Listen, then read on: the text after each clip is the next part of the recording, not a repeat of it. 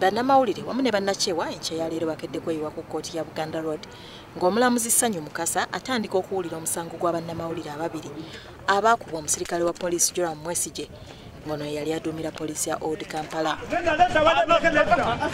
Andrew Lwanga wamu ne Joseph Ssettimba baakubwa omusirikale wa poliisi Joram Mwesigye bwe baali bakola emirimu gyabwe nga kuno yagattako n'okubonenera ebyuma.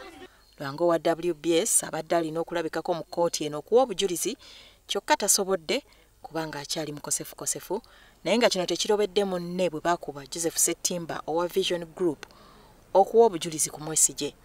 Bapuliida b'abannamawulire bombi nga bakulembeddwamu Tony Kirabira bategeezezza nga bwe baagala abantu baabwe okufuna obwenkanya kubanga baasangibwa ku mulimu gwabwe.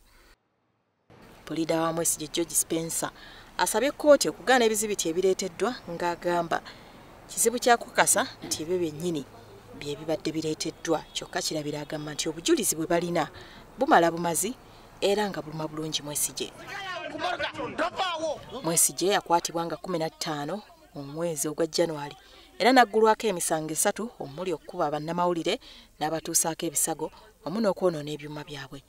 Si kya buvunaanyizibwa okumalaga kuba omuntu ng'omwana omuto.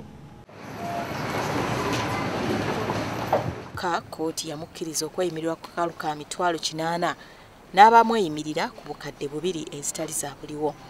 Kkooti erangiridde olwa 18 February okuddamu okuwulira omusango guno. Stella Nabakoza, WBS TV, Kampala.